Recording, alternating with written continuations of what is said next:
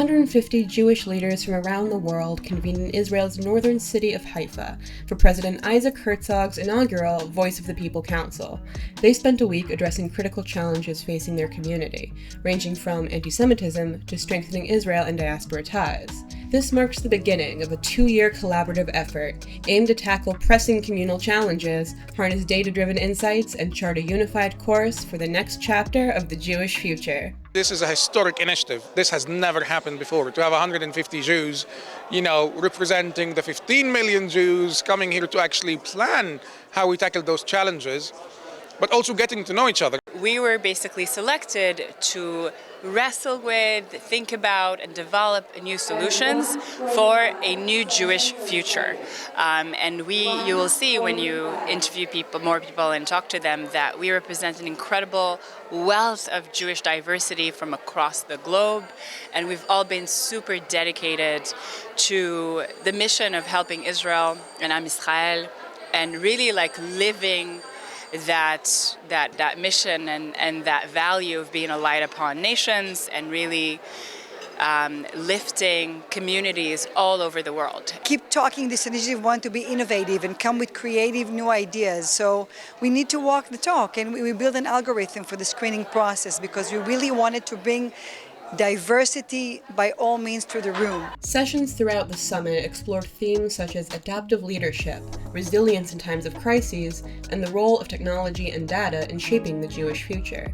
Each member of the council was chosen by an algorithm that was specifically made for this project, with the intention to showcase a spectrum of Jewish experiences and backgrounds. The algorithm has add more than 100 conditions with regards to, men and women, and geographically spread it of the people, Jewish affiliation, professions, and personalities, doers, builders, thinkers, entrepreneurs, storytellers. How do we bring all those into one room? It literally is my life's work to make a positive impact on the Jewish world, and I think this is a perfect platform for that. And we have diversity of religiosity, of origins, of all kinds of things, cultures, languages, and I've learned so much from people. It's very important for me that out there, when people will think about the image of the Jew, it will not be mainly European white Jew, but to show the diversity, to show that there are Jews from all over the world, from different colors, from different cultures, and that's very, very important for me. The urgency of showcasing Jewish diversity took on a new meaning after the brutal attack on October 7th. Among leading the charge, Yuval David, a prominent actor and filmmaker known for his passionate activism in defense of the Jewish community. Right now, every Jew and ally needs to be a better advocate because we're losing the battle for our people. And what does losing the battle look like?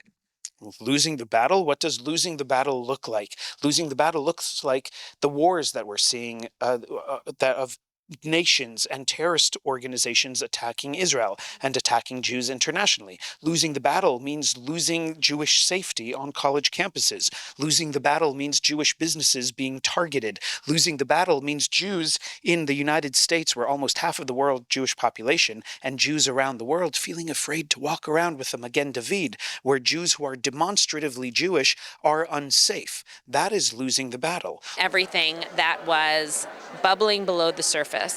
And the anti-Semitic ideologies that certainly I, and I think many other Jews concerned about anti-Semitism, did not take so seriously, erupted after October 7th. The difference between before October 7th and after October 7th in academia is that we, those of us concerned about this, realized the scope of the problem and how serious it is.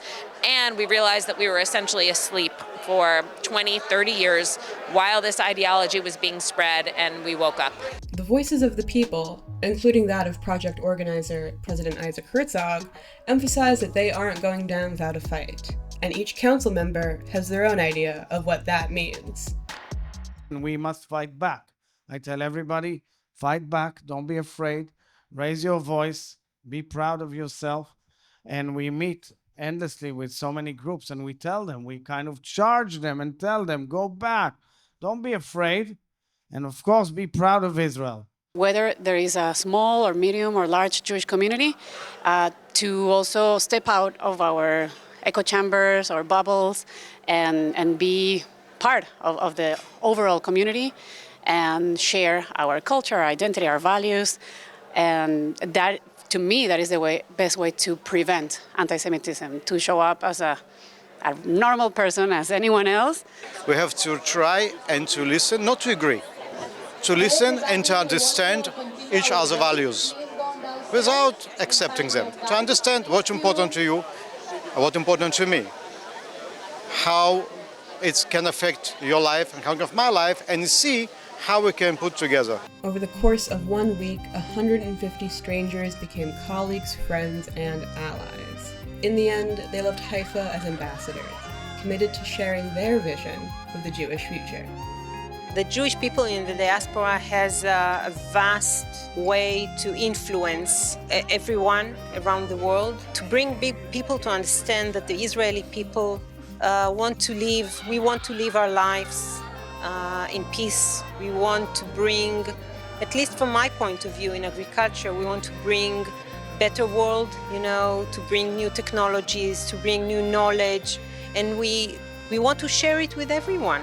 It's not something that we do only for our own benefit. What I think we need to do is help them understand the events of October 7th, the monsterhood that is Hamas, and create bright lines between that and the Palestinian people, and finding a way to be pro-Palestine but be anti-Hamas, to be pro-Israelis even if you don't agree with the government.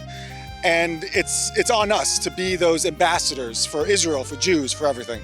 I think it was above expectations. I just saw them together, like dancing and hugging and crying together in the room. They did not know each other 4 days ago. It was the first time they met. And it's like magic. What happened here? From Haifa, I'm Simcha Pasco, reporting for the Media Line.